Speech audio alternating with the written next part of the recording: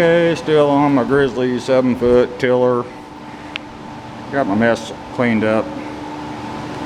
That white thing, they're called oil only absorbent pads. You can get them in most any hydraulic shop, Granger, they Master Car, Amazon, eBay. They only soak up oil, they won't touch water. Make sure you get that kind. And yeah, I got a new stain on the floor. A surefire way of keeping the concrete from not rusting. Spill oil on it, concrete never rust. Anyway, getting ready to use my 100-year-old gear oil pump to pump gear oil back into this gearbox.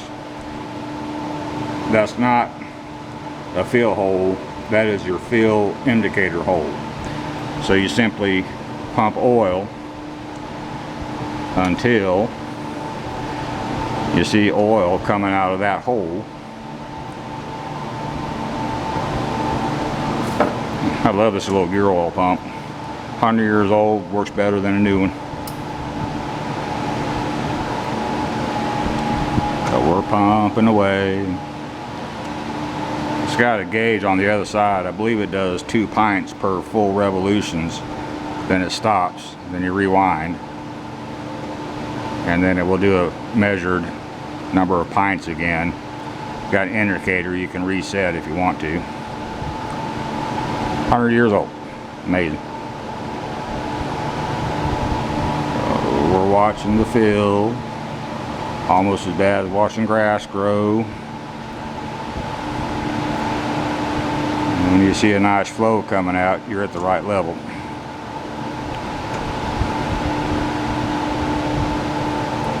And we're still pumping. There we go. See, we're getting a flow coming out. Put the plug back in. There's a little gasket on it. You want to be sure to retain it. If they don't have a gasket on it, put on some Teflon tape on the threads. Try not to use blue RTV. You'll get inside it. And wipe up some of my excess. Yeah, don't want my concrete to rust. So, get done my oil pump. This little spout hangs in the differentials and such. Put it back in there. Plugs the hole. Keeps your oil clean. This is that little gauge.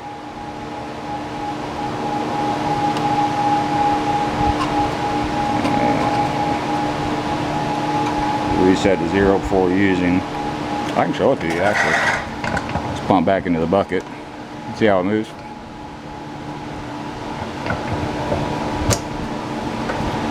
It's a ½ pint per full set of revolutions. Pretty neat, huh? Set it back on 0. Found that in an old barn somebody abandoned. I love it. Anyway. This is your vent. It goes up here on top, and these little screens in here can get clogged with filth. And what I do is periodically when I'm using these things, my mower, anything else that's got this style of vent, spray it with some brake cleaner, back spraying from the inside out, shake, blow, spray, shake, blow, spray. Keeps these things clear so they do ventilate. Otherwise, as your oil starts heating up, you'll build up pressure and blow your seals out. And it's got a little gasket on this thing too. Screw that on. Little gaskets. Now you don't have to get carried away on torque. Just get it good and snug.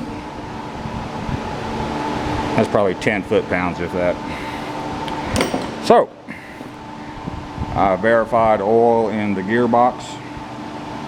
Oil I pulled out wasn't terrible looking. There was no sparklies in it. A little dark. Didn't see any water beads coming out when it was all over the floor. So like I said, this thing's probably been under some type of cover its entire life. It is a forward rotating. I did notice that when I was fooling around. It is not counter rotating. so the tines turn in direction, the same direction as the wheels on the tractor, instead of counter-rotating away from the direction of the wheels of the tractor. So the rest of it's pretty cut and dry. Check this second gearbox up here, and then grease all the fittings, grease the drive line real good. Might hook up to our tractor later today and take it over to one of the food plots and give it a try in the dirt, see what she does. All for this one. Thank you.